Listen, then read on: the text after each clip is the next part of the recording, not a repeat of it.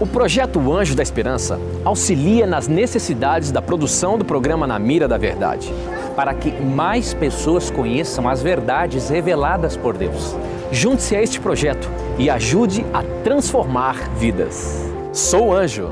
Sou Novo Tempo.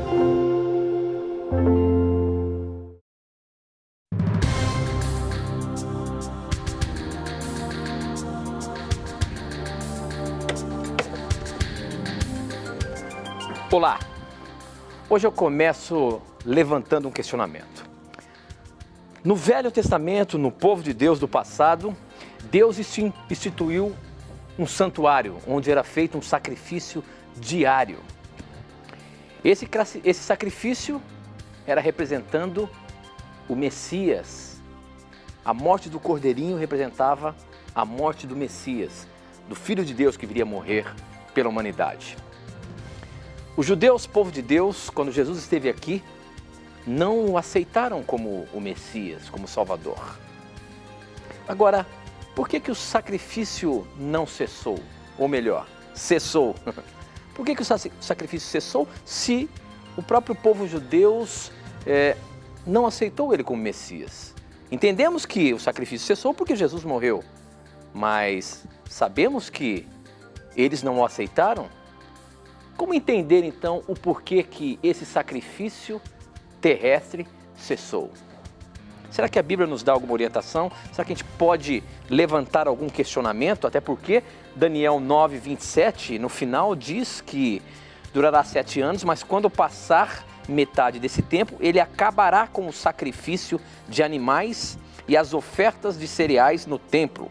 O grande terror será colocado no lugar mais alto do templo e ali ficará até que aquele que fez isso seja destruído conforme Deus revelou. Daniel dá-nos a entender que o sacrifício um dia pararia, mas com a vinda do Messias. Por que o judeu não aceitou Jesus? E por que o sacrifício então parou? Esta e muitas outras questões você acompanha agora, pois está no ar, Na Mira da Verdade.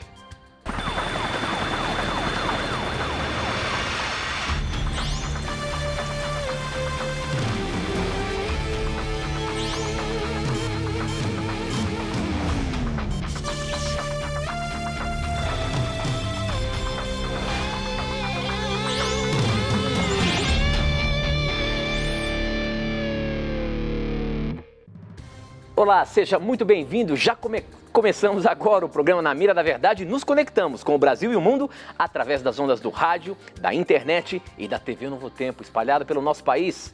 Estamos começando mais um programa Na Mira da Verdade, um programa de perguntas que você faz e respostas que a Bíblia dá. Portanto, aonde quer que você esteja acompanhando o programa, esse é o momento de você fazer suas perguntas, manda pra gente e nós vamos colocar na mira. E vamos ver se o professor realmente consegue respondê-las baseadas na palavra de Deus. E eu já começo o programa cumprimentando o professor. Como é que vai, professor? Tudo bem?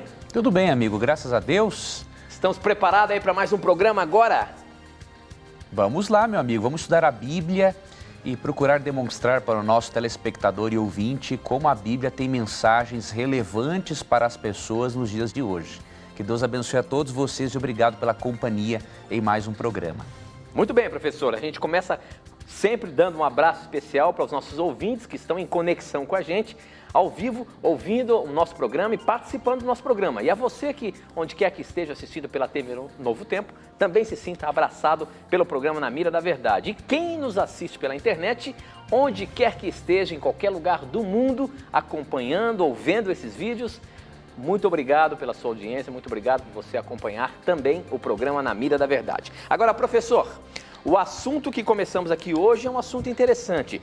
Uma vez que o povo de Deus escolhido no passado, o povo judeu, não aceitou Jesus como o Messias vindo, por que o sacrifício do santuário cessou, professor? Uma vez que eles não aceitaram Jesus, o sacrifício deveria continuar até hoje. Por que cessou? Existe alguma explicação bíblica? Ou a Bíblia realmente mostra que o sacrifício teria que parar? Como é que é? É uma curiosidade interessante. Antes de nós explicarmos, amigo Tito, biblicamente a questão do sacrifício, só para esclarecer essa curiosidade do nosso telespectador e ouvinte, os judeus ortodoxos não mais praticam sacrifícios de animais, mesmo que eles não creiam que Jesus tenha sido o Messias, pelo seguinte, eles acreditam que hoje as orações diárias substituem o sacrifício. E um outro aspecto importante é que eles não oferecem sacrifícios porque não existe mais o templo sagrado de Jerusalém. Então, com base num texto bíblico aqui, de Deuteronômio 12, eles não mais sacrificam animaizinhos, não é? Porque, vou ler aqui para você Deuteronômio 12, versículo 15, que diz assim: no entanto, vocês poderão abater os seus animais em qualquer das suas cidades e comer carne desejarem, como se fossem carne de gazela. Tanto quem estiver cerimonialmente impuro, quanto quem estiver puro poderá comê-la. E aí segue aqui umas orientações em relação a sacrifício. O que esse texto está dizendo para nós e o que é o costume judeu? De que se o templo não mais existe, então não há uma necessidade mais de praticar os sacrifícios. Deus orientava que as pessoas fizessem o sacrifício como um reconhecimento de que um substituto morreria por elas. E como Deus especificava o lugar, e hoje não existe mais o templo de Jerusalém, que foi destruído no ano 70 depois de Cristo pelo Império Romano, então, ao invés dos sacrifícios, que não podem ser feitos lá, eles praticam as orações diárias. Agora, muitos telespectadores e ouvintes podem estar se perguntando, mas por que Deus estabeleceu a prática de sacrifícios de animais? Qual é a necessidade disso? Existe alguma lógica nisso? Deus é o pedagogo por excelência. E por meio dos sacrifícios de animais, Deus ensinou verdades espirituais muito profundas para o povo de Israel. O povo de Israel fazia parte de uma cultura em que se sacrificavam seres humanos para divindades pagãs. Como se o sacrifício de seres humanos apaziguasse a ira dos deuses e agradasse aos seus deuses. E o que Deus fez? Por meio do sacrifício de animais, Deus estava ensinando ao povo que ele não aceita sacrifícios humanos como faziam as divindades, entre aspas, pagãs. E como que Deus ensinaria também a este povo que para eles terem o perdão dos pecados deles, um substituto tinha que morrer por meio do sacrifício de animal. Então, por exemplo, lemos em Levítico 22, a partir do verso 17, o seguinte: disse o Senhor a Moisés: diga o seguinte a Arão e a seus filhos e a todos os israelitas: se algum de vocês, seja israelita, seja estrangeiro, residente em Israel, apresentar uma oferta como holocausto ao Senhor, quer para cumprir voto, quer como oferta voluntária, apresentará um macho sem defeito do rebanho, isto é, um boi, um carneiro ou um bode, a fim de que seja aceito em seu favor. Então, o animal, quando a pessoa viu o animalzinho morrer, ele poderia pensar o seguinte: nossa, que tolice eu cometi em transgredir a lei do Todo-Poderoso. Para eu ser perdoado, alguém teve que morrer no meu lugar. Então Deus já estava implantando neles o seguinte: 3 coisas principais: que Deus não aceita sacrifício humano, como faziam as divindades pagãs, de que um substituto teria que morrer para eles serem perdoados, e Deus sensibilizava o coração deles com o fato de que o pecado é grave e de que a pessoa necessitava de um arrependimento sincero para poder receber o perdão de Deus. Uma coisa muito curiosa é que em Levítico 22:20 diz como deveria ser esse animal. Não tragam nenhum animal defeituoso, porque não será aceito em favor de vocês. Este animal teria que ser perfeito. Por quê? Ele era um símbolo do perfeito Jesus Cristo, o Cordeiro de Deus que morreria no lugar do pecador. Em João 1:29, João Batista identificou Jesus com os cordeiros. Em João 1:29, João Batista disse assim: vejam, é o Cordeiro de Deus que tira o pecado do mundo. Então, o animalzinho oferecido sem defeito representava Cristo, não manchado pelo pecado, que seria o substituto do pecador. Tanto que em 1 Coríntios 5, verso 7, o apóstolo Paulo chama Cristo de nosso Cordeiro Pascal, ou Cordeiro da Páscoa, aquele que realmente é o nosso substituto. Interessante é que, de acordo com a Bíblia, não há a necessidade de praticarmos mais sacrifício de animais, porque aquela parte cerimonial da lei de Deus, ela tinha o objetivo de apontar para Cristo como o Salvador da humanidade. Como Cristo veio e morreu na cruz por nós, sendo Ele o Cordeiro de Deus que tira o pecado do mundo, a função daquela lei cerimonial se cumpriu. Então, agora Cristo é o nosso substituto e nós expressamos a fé em Cristo por meio, obviamente, do nosso batismo nas águas, quando evidenciamos que cremos na morte e ressurreição do Salvador.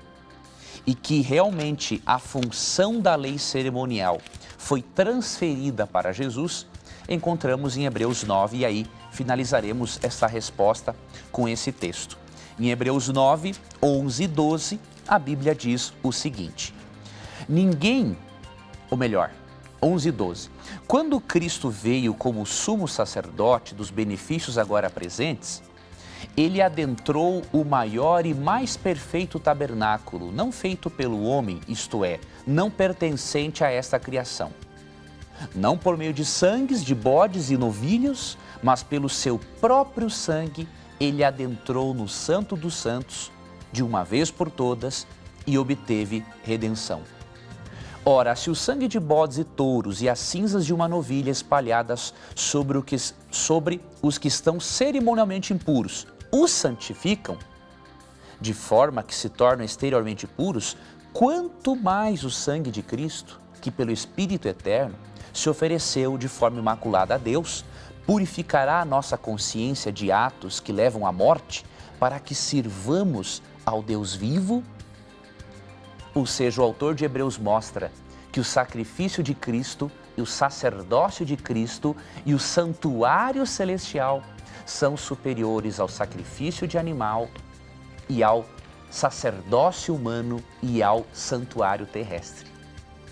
Por isso, meu amigo, por uma questão de lógica bíblica e coerência, nossos irmãos judeus deveriam ou praticar ainda os sacrifícios animais ou aceitar a Cristo como o Messias e o Salvador.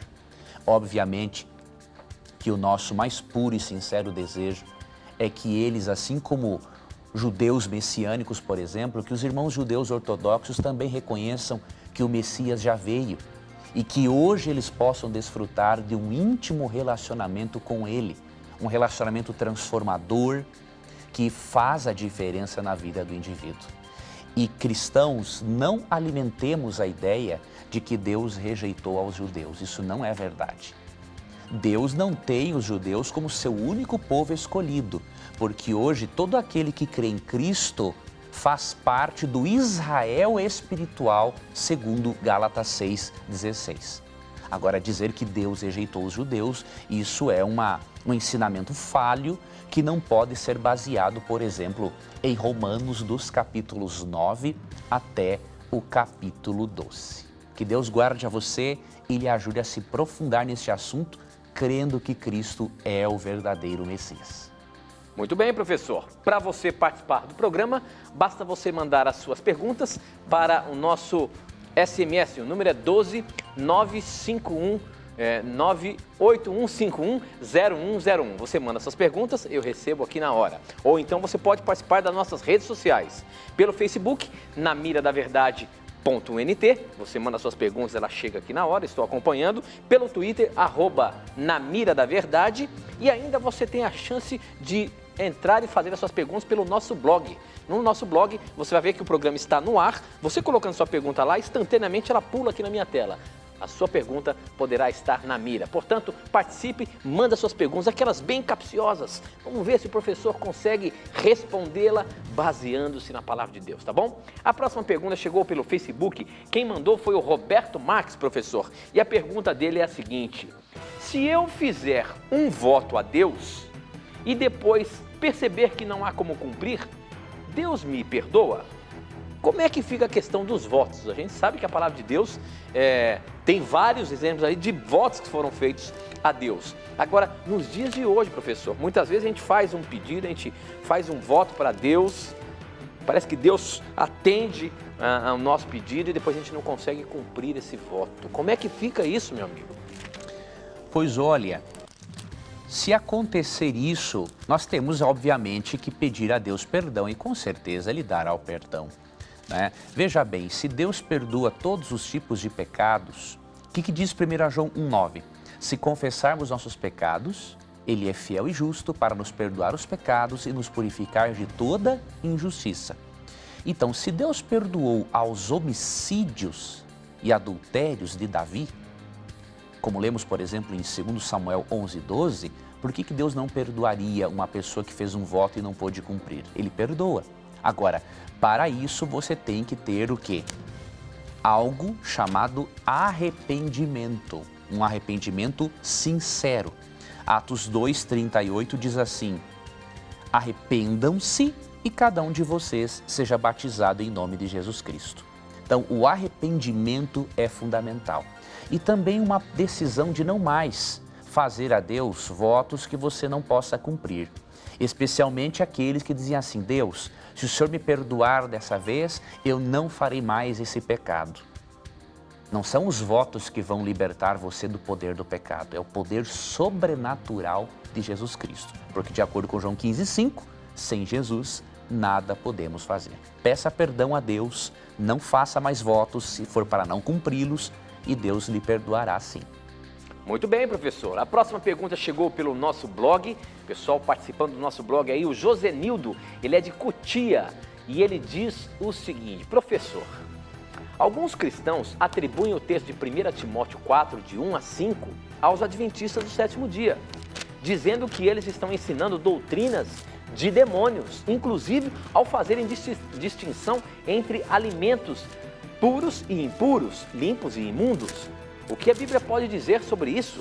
E olha, professor, quando a gente lê o texto bíblico de 1 Timóteo, o texto que eles baseiam para criticar os adventistas é esse que eu vou ler aqui agora. Pode ler. O Espírito de Deus diz claramente que nos últimos dias, alguns abandonarão a fé. Eles darão atenção a espíritos enganadores e ensinamentos que vêm de demônios. Esses ensinamentos são espelhados por pessoas hipócritas e mentirosas, pessoas cuja a consciência está morta, como se tivesse sido queimada com ferro em brasa. Essas pessoas ensinam que é errado casar, que é errado comer certos alimentos, mas Deus criou os seus alimentos para que aqueles que creem e conheçam a verdade os comam depois de terem feito uma oração de agradecimento. Tudo que Deus criou é bom e, portanto, nada deve ser rejeitado, que tudo seja recebido com uma oração de agradecimento. Então, nesse texto, acaba acusando os adventistas do sétimo dia de que ensinam doutrinas de demônios, porque os adventistas falam de alimentos puros e impuros, comer carne de porco ou não comer carne de porco, e o texto está dizendo que não precisa nada disso não.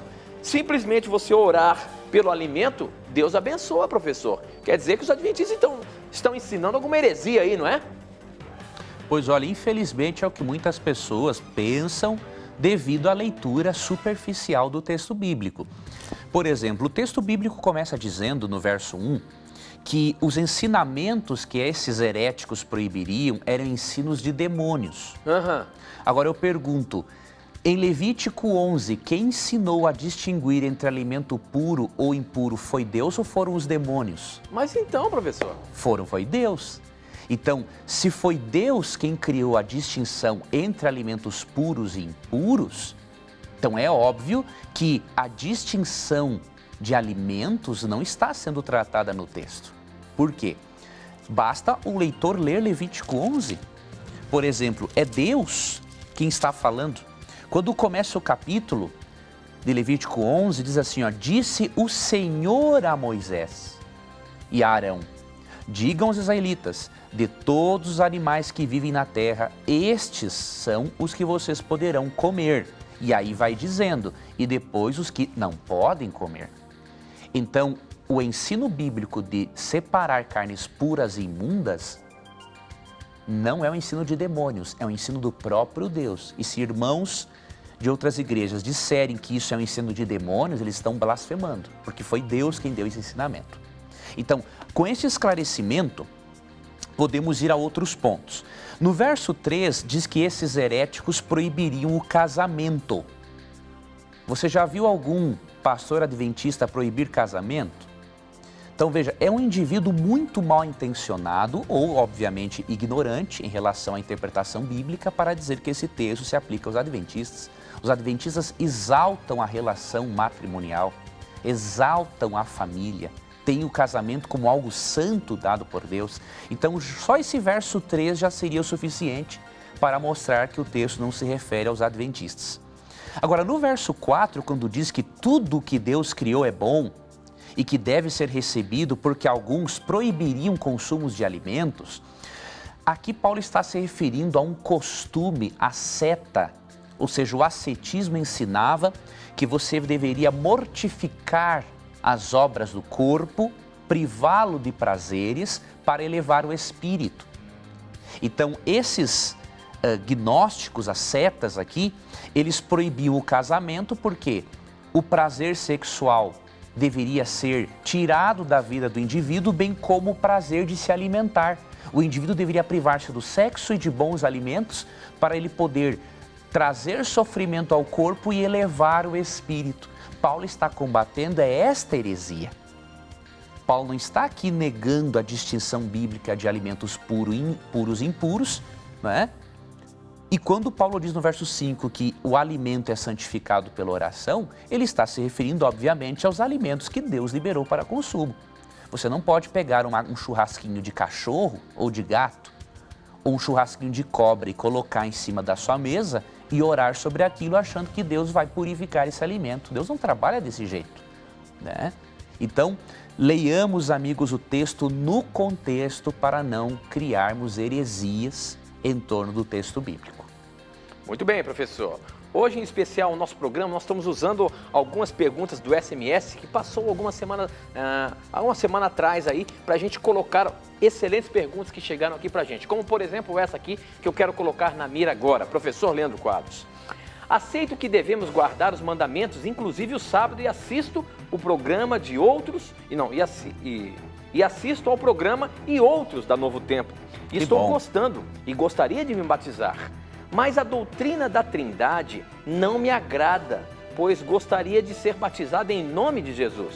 A Trindade vem da Igreja Católica. É doutrina onde que tem a Trindade, ou melhor, onde que tem na Bíblia a doutrina da Trindade. Então nós temos aqui, professor, uma dúvida com relação à Trindade. Ela já reconheceu que a lei de Deus, ela tem validade até hoje, nos dias de hoje, inclusive a guarda do sábado, que está inserida na lei de Deus, mas ela não entendeu muito bem a questão da Trindade. A Trindade realmente foi apresentada pela Igreja Católica? E mesmo que tenha algum problema, como é que é? A Trindade está na Bíblia ou não, professor? Afinal de contas, está ou não está? Realmente, o conceito de Trindade está na Bíblia. Não há a nomenclatura Trindade, não é? Porque o nome foi criado ali pouco depois do século II por Tertuliano. Agora, o fato de não existir, querido telespectador ou telespectadora, o nome na Bíblia não significa que o conceito não está. Vou lhe dar um exemplo.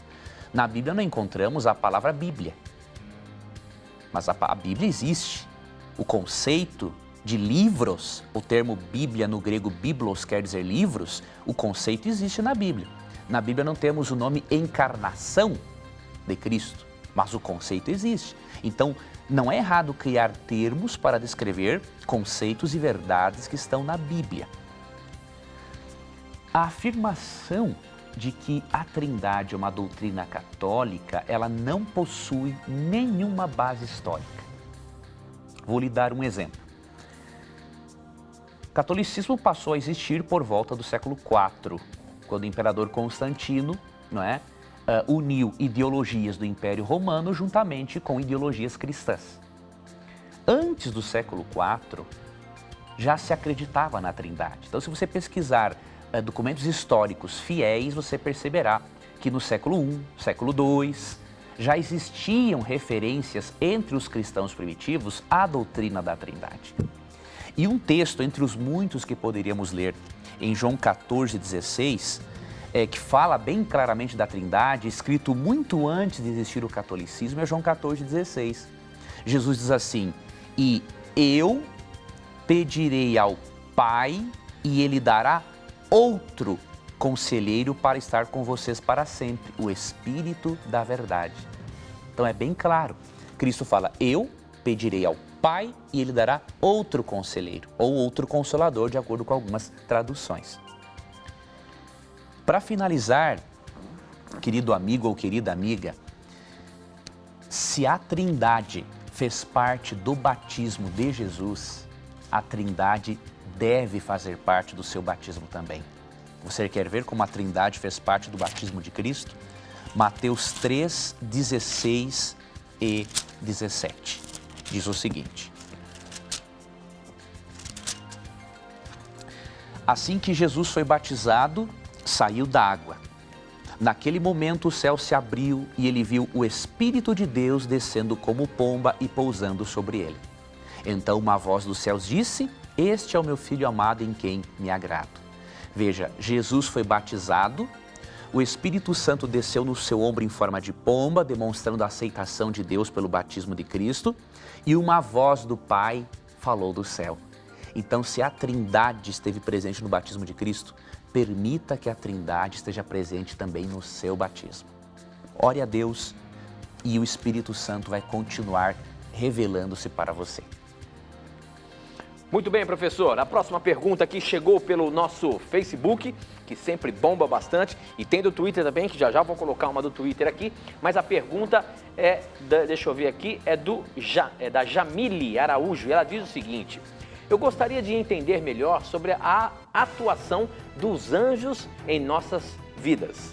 Tenho uma dúvida que está me intrigando e gostaria de saber se os anjos podem assumir formas humanas.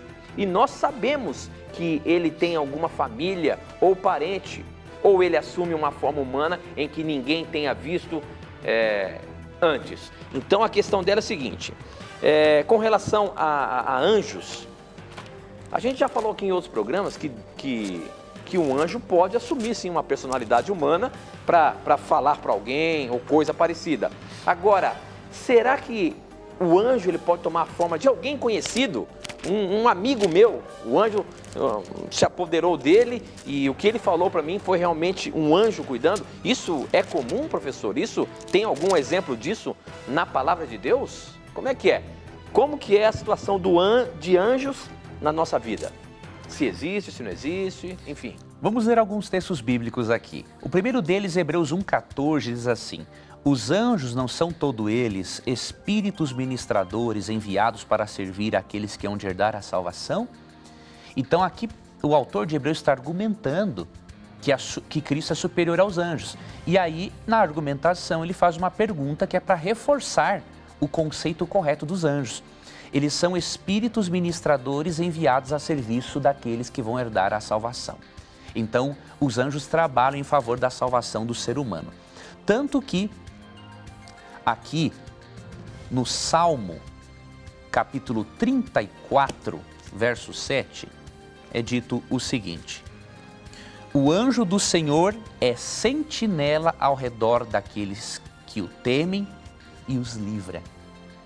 Então os anjos, além de nos influenciarem para o bem, eles nos protegem dos anjos maus e anjos caídos que foram expulsos do céu juntamente com Satanás. Agora, eles podem assumir formas humanas? Podem. Isso você vê claramente em Gênesis capítulo 18, quando o Senhor e 2 anjos apareceram a Abraão em forma humana. Tá? Isso é a personificação. Agora, eu não vejo na Bíblia um relato de um anjo assumindo a forma corpórea de um parente de alguém. De um conhecido, né? É, de um conhecido. Eu nunca vi isso na Bíblia. Agora, que um anjo pode personificar alguém, ele pode para comunicar algo da vontade de Deus. Deus pode fazer isso se ele quiser. Ao contrário, também é verdade. Em que sentido? Os demônios, em sessões espíritas onde há consulta a mortos, os demônios, anjos caídos, também personificam pessoas, aquelas pessoas que morreram. Então imitam a voz, cheiro do perfume, demonstram conhecimento sobre a vida dos familiares que só o parente que morreu tinha. Então por isso que devemos ter muito cuidado. Assim como tem os anjos de Deus que trabalham a favor da nossa salvação, tem os anjos caídos que trabalham para desviar nossa mente da Bíblia para o Espiritismo. Então tenhamos muito cuidado. Muito bem, professor. O nosso tempo não para, a gente tem que ir para o intervalo, mas aproveita o intervalo, formula a sua pergunta e manda para a gente. Mas não sai daí não, a gente volta já já.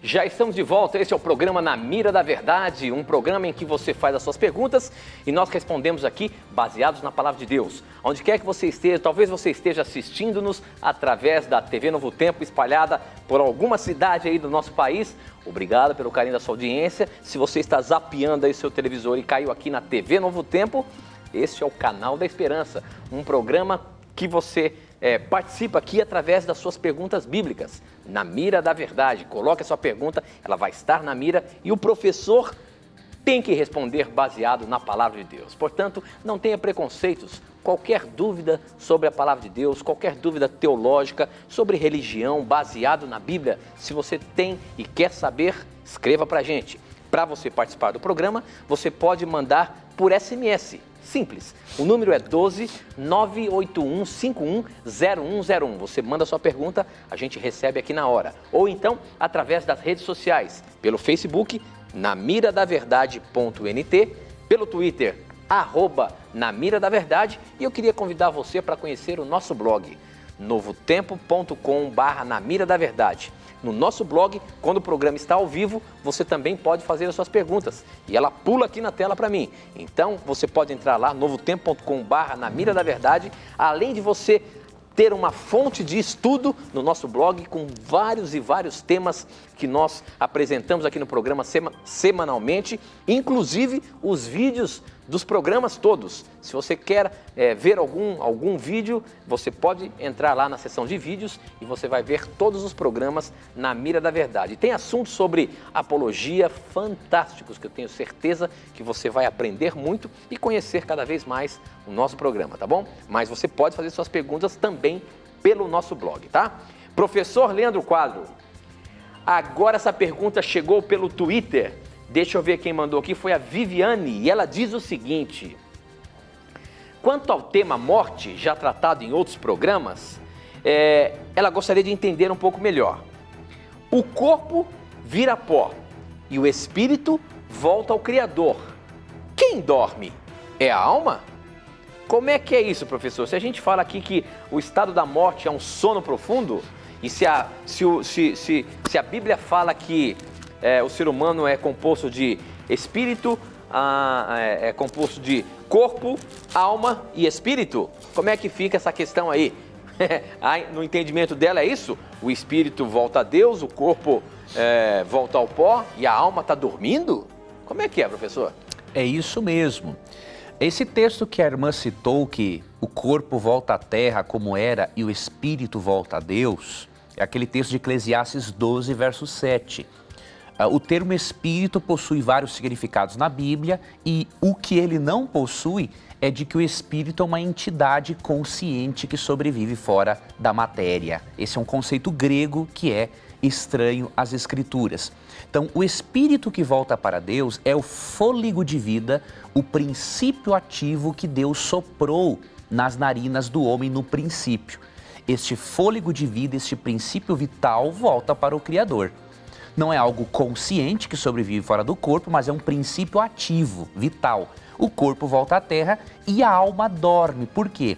O conceito bíblico de alma, mesmo que alma também tenha vários significados na Bíblia, o conceito bíblico de alma é que alma é a pessoa viva. Então eu vou ler um texto para você, que é Gênesis 2, verso 7, que diz assim: Então o Senhor Deus formou o homem do pó da terra e soprou em suas narinas o fôlego de vida, que é o espírito, e o homem passou a ser uma alma vivente. Então, o conceito de alma na Bíblia é o quê? União do corpo, mas com o princípio ativo de Deus dentro de nós, que é o espírito. Quando a pessoa morre, o fôlego de vida, o espírito, volta para Deus, o corpo volta para a terra e a alma, que era alma vivente, dorme. Então você chegou à conclusão correta. Continue aprofundando-se nesse assunto conosco, minha querida irmã, porque Deus tem muitas coisas legais para continuar ensinando a você. Muito bem, professor. A próxima pergunta, ela está aqui pelo SMS. Deixa eu ver se tem o nome da pessoa. Meu nome é Francisco. Ele mora em Manaus e ele pergunta o seguinte: em que momento vai acontecer o juízo? Se os salvos vão com Cristo e os mortos vão ficar mortos, e após os 1000 anos, Cristo vai acabar com o mal para sempre? Onde é que fica a questão do juízo? Ele quer saber aí, professor, o que a Bíblia nos orienta com relação ao juízo? Como que Deus vai julgar aqueles que se perderam, que ficaram mortos aqui e que vão ser exterminados com o pecado para sempre? Onde é que é o momento do juízo? Veja bem, querido irmão, quando nós estudamos a doutrina do juízo na Bíblia, percebemos que o juízo tem 3 fases. Então você precisa compreender este aspecto. Eu não vou ler todos os textos agora, mas vou ler um texto e vou citar alguns para você. Daniel 7, 9 e 10 mencionam uma fase do juízo que ocorre antes de Jesus voltar. Por que tem que ocorrer essa fase do juízo? Veja o que diz Mateus 16, 27. Mateus 16, 27 diz o seguinte: Pois o Filho do Homem virá na glória de seu Pai com os seus anjos e então retribuirá a cada um segundo as suas obras. Ora, para Cristo vir em glória e poder retribuir a cada um juízo ocorreu antes. Como que uma pessoa pode ser vista como digna da primeira ressurreição se um juízo não foi efetuado antes? Então nós queremos que antes de Cristo vir e dar a cada um a recompensa, por ter aceito a graça de Cristo, ocorre um juízo no céu. Chamamos de juízo pré-advento, ou seja, antes do advento ou da volta de Cristo. Então é o juízo mencionado, por exemplo, em Daniel 7, 9 e 10. A segunda fase do juízo ocorre durante o que a Bíblia chama de milênio, em Apocalipse 20. Neste momento, os justos estão no céu, os maus estão mortos na terra, e de acordo com 1 Coríntios 6, 2 e 3, nós que estaremos no céu, pela graça de Deus, vamos avaliar a forma como Deus julgou essas pessoas. Depois dos 1000 anos, esses maus são ressuscitados e aí ocorre a terceira fase do juízo, que é a execução da sentença. Agora veja como Deus é sábio. Primeiro, no juízo pré-advento, ele presta contas ao universo para que eles entendam como Deus lida com o pecado dos pecadores. Durante o milênio, Deus presta conta para nós. E só após esse prestar de contas, para que nenhuma criatura tenha dúvidas da forma como Deus lida com o pecado dos pecadores, ocorre a terceira fase, que é a execução do juízo, que é o castigo no lago de fogo e depois o aniquilamento final dos ímpios, de acordo com Malaquias 4, 1 a 3. Então entenda a doutrina do juízo como um todo. O juízo só divide-se em 3 fases diferentes. Tendo isso em mente, e pedindo o nosso estudo bíblico gratuito, você vai conseguir, na lição que fala sobre o juízo, compreender mais profundamente esta questão. Muito bem, professor. Eu estou vendo aqui uma pergunta que chegou por SMS. Tem tantas perguntas muito boas aqui. Agradeço a participação de todos e realmente esse programa acontece por suas perguntas. Eu queria mandar um abraço todo especial a você que participa do programa, aos nossos irmãos da Igreja Presbiteriana. Um abraço muito carinhoso aqui do programa Na Mira da Verdade, aos nossos irmãos batistas, aos nossos irmãos da Assembleia de Deus, aos nossos irmãos da Quadrangular, da Renascer, aos nossos metodistas que participam muito do nosso programa. Sintam-se abraçados, é muito bom ter a presença e a audiência de vocês aqui e fazendo o programa acontecer. Todos nós temos dúvidas bíblicas, todos nós temos alguma coisa, quando a gente começa a ler, não entende muito bem. E aqui no programa Na Mira da Verdade, você tem a chance de colocar e ver a opinião do que a Bíblia está dizendo. Então, se você tem alguma coisa que você até mesmo não concorda aqui com o programa e você quer uma explicação mais detalhada da Bíblia, traga pra gente, manda pra gente. A sua pergunta pode ser muito importante para que milhões de pessoas possam aprender sobre o assunto que estamos falando. Manda pra gente e a sua pergunta vai estar na mira da verdade, tá bom? Deixa eu ver aqui, ó. Até saiu a pergunta aqui do ponto. Deixa eu ver se tá aqui. É isso aqui. Não, não é essa aqui não. Eu vou ter que botar outra pergunta, porque vai chegando perguntas aqui e a gente vai perdendo. Mas a pergunta aqui chegou pelo Facebook. A Érica Correia, ela diz o seguinte: é pecado achar que já estamos salvos ou é presunção? Como saber o limite entre uma coisa e outra? Professor, a gente sabe que uma vez que a gente aceitou a Jesus, o nosso nome é escrito no livro da vida. Será que eu posso me considerar uma pessoa salva, professor? Ou estou sendo muito presunçoso em dizer que estou salvo e pronto? Como que a gente consegue ter a certeza da salvação, por exemplo? Olha, uma pergunta muito importante. Eu vou ler um texto, 2 Timóteo 4, 8, diz assim, Paulo falando: agora me está reservada a coroa da justiça que o Senhor justo juiz me dará naquele dia. E não somente a mim, mas também a todos os que amam a sua vinda. Paulo tinha a certeza da salvação em Cristo. E como que ele tinha essa certeza? Por meio de duas coisas. Primeiro, porque ele havia aceitado a Cristo como seu Salvador e Senhor e era um amigo íntimo de Cristo. E segundo, porque Paulo olhava mais para Cristo do que para si mesmo. Se você e eu olharmos para nós não vamos ver como nos salvarmos. Agora, se olharmos para Jesus, não veremos como nos perdermos. É por isso que em Hebreus 12, 2 é dito que devemos olhar firmemente para o autor e consumador da nossa fé, que é Cristo. Agora, algo muito curioso é que na Bíblia, Érica, a salvação é apresentada em 3 tempos. A Bíblia diz que nós já fomos salvos em Cristo. A Bíblia diz que nós estamos sendo salvos em Cristo. E a Bíblia diz que nós seremos salvos em Cristo. Leandro, você está dizendo que a Bíblia apresenta um monte de contradições? Não. Por que a salvação é em 3 tempos? A salvação é em 3 tempos porque ela se refere a aspectos diferentes do processo de salvação. Nós já fomos salvos em Cristo porque nós somos o quê? Justificados por Cristo. Nós estamos sendo salvos em Cristo porque nós estamos sendo agora santificados, transformados diariamente por Cristo. E nós seremos salvos no futuro porque nós seremos glorificados e libertos não só da presença do pecado, do poder do pecado, mas da presença dele. Então não é presunção você ter certeza da salvação. Você tem que crer na eficácia do sacrifício de Cristo. Agora, só não pense que pelo fato de você ter sido salva, você não precisa continuar desenvolvendo, aperfeiçoando-se no caminho de salvação.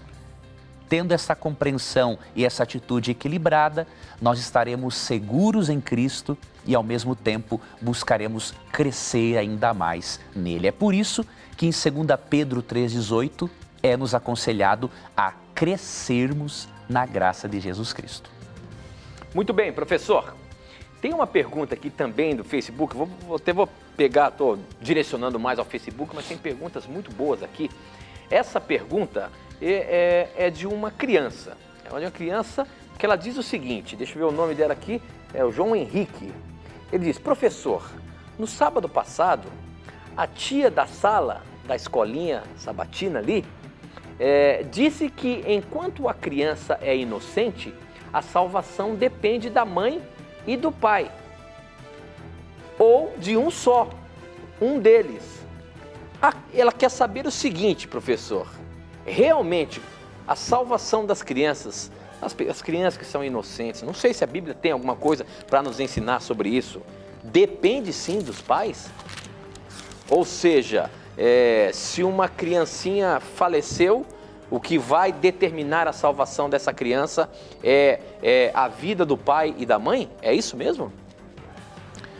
Olha, essa é uma questão que não devemos nos aventurar muito, jovenzinho, jovenzinha, porque é difícil precisarmos, como seres humanos, até que ponto uma criança é inocente ou não. De um detalhe nós não temos dúvidas, de acordo com o Salmo 51:4, todas as crianças são pecadoras, porque mesmo que não pratiquem atos, elas já nascem com a natureza pecaminosa. Então, somos todos pecadores. Nós vemos na Bíblia um caso, em Êxodo capítulo 12, do verso 29 até o 51, que quando Deus lançou a 10ª praga sobre os egípcios, lá naquele tempo do povo de Israel, Deus pediu que, para que o anjo não ferisse aos primogênitos do povo de Israel, Deus pediu que o umbral de cada porta fosse pintado com sangue. Realmente as criancinhas que sobreviveram por isso foram protegidas pela fé dos pais. Então nós temos essa indicação bíblica sim, de que a fé de pais piedosos protegerá tais criancinhas que serão salvas pela graça de Jesus Cristo. Agora, precisarmos qual idade isso será, não é uma coisa simples. Por exemplo, a escritora cristã Ellen White menciona nas suas obras, com base, por exemplo, em Mateus 19, 13 a 15, ali ensina que Jesus tem perspectivas eternas para todas as criancinhas, Cristo diz assim, deixe-me vir a mim os pequeninos, porque deles é o reino dos céus. E com base nesse texto e outros textos, Ellen White comenta muito equilibradamente o seguinte, que haverão no céu crianças que foram protegidas pela fé dos pais e que haverão crianças que estarão no céu sem os pais e que os anjos conduzirão essas crianças até a árvore da vida. E haverá no céu pais que não terão seus filhos juntos, porque os pais amaram, respeitaram a Deus, mas não souberam ensinar aos filhos, ou os filhos tomaram a decisão de não seguir a Deus. Então, como há esses três grupos, nós não podemos definir realmente o que será e quem será a partir de qual idade. Agora, o que nós podemos garantir é que, de acordo com Mateus 19, 13 a 15, Deus tem sonhos e perspectivas eternas para todas as criancinhas. Agora, professor, uma coisa é certa, tem certas coisas que a Bíblia não nos revela, E é complicado quando a gente começa a pensar que uma criança inocente, sem culpa nenhuma, pode ou não estar no céu, Então, realmente a gente tem que ter alguma coisa que vai se confrontar com a fé. Nós temos Exato. Que, e crer, Tito, que Deus, como é o justo juiz, de acordo com Gênesis 8, 25, e como ele tem sonhos para as criancinhas eternos, Então, sabemos que Deus fará o melhor. Ok, professor. Muito bem. A próxima pergunta aqui chegou pelo Twitter. Quem mandou foi o Renato. Ele diz o seguinte, olha só a maneira como ele está formulando a pergunta para a gente entender, ou para ajudá-lo aí. A Bíblia diz que o sábado deve ser guardado do pôr do sol de sexta ao pôr do sol de sábado. E a Bíblia também diz que se tropeçamos em um mandamento, estamos tropeçando em todos. Então, no sábado precisamos ficar 24 horas sem pecar? Se é assim, quem consegue guardar o sábado? Professor, é isso mesmo? a questão da guarda do sábado é um dia onde que você tem que ficar sem pecar? Será que alguém consegue isso? Não, a Bíblia não ensina isso, né? A Bíblia, ali em Êxodo 20, vou ler aqui para o nosso telespectador, quando a Bíblia convida-nos para observar o sábado como um memorial do Deus Criador, a Bíblia diz assim: lembra-te do dia de sábado para santificá-lo. Trabalharás 6 dias e nele farás todos os seus trabalhos, mas o 7º dia é o sábado dedicado ao Senhor teu Deus. Ou seja, o sábado é um dia para dedicarmos ele exclusivamente a Deus. Agora, a Bíblia, no mandamento, não tem nada que insinue assim, olha, no sábado você não pode pecar mais. Nós não deveríamos pecar em nenhum dia da semana. Mas como temos uma natureza pecaminosa, nós vamos pecar em todos os dias da semana. O que nós devemos fazer é nos alimentarmos da palavra de Deus para que Ele continue transformando o nosso coração e para que pequemos cada vez menos. Agora, o mandamento do sábado não tem o propósito de ensinar que Deus vai tirar a nossa natureza pecaminosa antes da glorificação. É apenas quando Cristo voltar e transformar nosso corpo e nossa mente, segundo 1 Coríntios 15, 51 a 55, é neste momento que nós seremos libertos também da presença do pecado. Ok, professor. Muito bem. Agora por SMS, quem mandou a pergunta aqui, deixa eu ver se tem o nome. Meu nome é Mazin, sou de Jacundá, ou Jacunda, acho que é Jacundá, estado do Pará.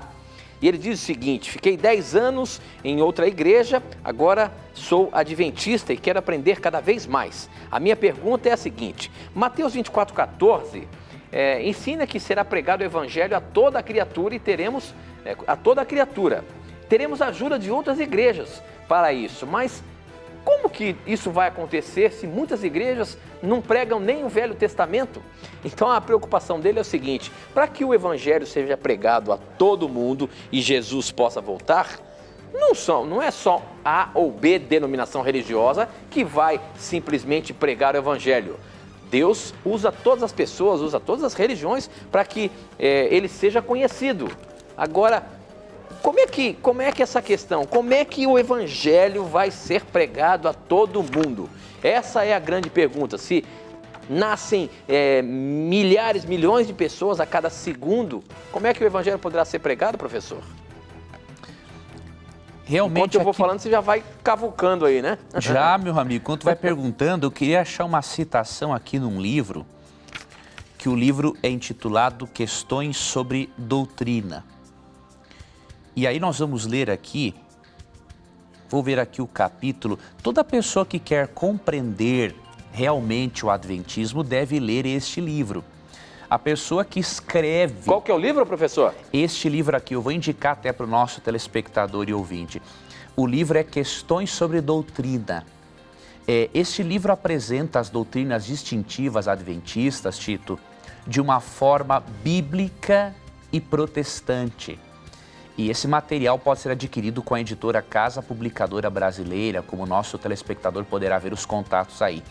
Um escritor que escreve sobre o adventismo sem ler este livro, ele está mais por fora do que arco de barril, não é? Ele precisa ler essa obra para ele não fazer besteiras como muitos aí têm feito em falar sobre o adventismo. E eu peguei esse livro só para mencionar que realmente os adventistas creem, não é, na evangelização mundial.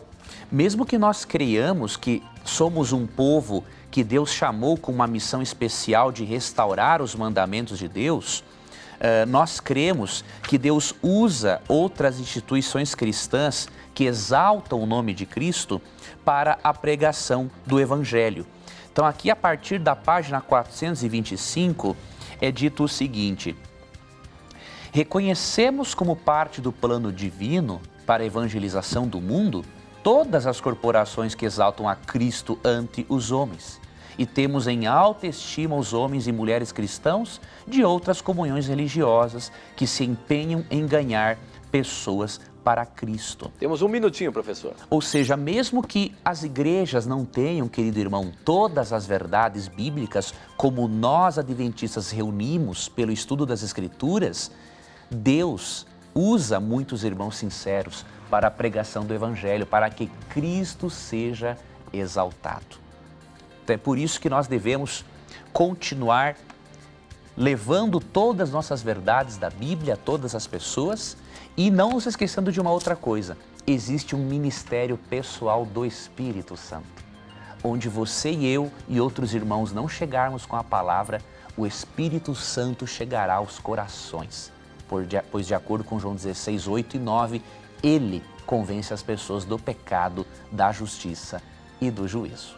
Muito bem, professor, nós chegamos ao final do nosso programa, mas eu queria antes dizer para você que você pode ganhar uma revista gratuita, que é um curso bíblico, Verdades para o Tempo do Fim, que oferecemos todas as semanas aqui para você. Para você ter essa revista na sua casa, basta você acessar o nosso blog novotempo.com/na mira da verdade, você vai ver a imagem dessa revista, você vai clicar lá e você vai ser direcionado para preencher os seus dados postais para que ela chegue aí na sua casa, tá bom? É um presente, é gratuito, entre lá no nosso blog, peça agora mesmo e ganhe essa revista para você. Professor, a gente se encontra semana que vem, se Deus quiser. Pela graça de Deus, amigo. Deus te abençoe, Tito. Deus abençoe a você, amigo ouvinte da Rádio Novo Tempo e amigo telespectador. Muito obrigado pela honra da sua presença, da sua companhia.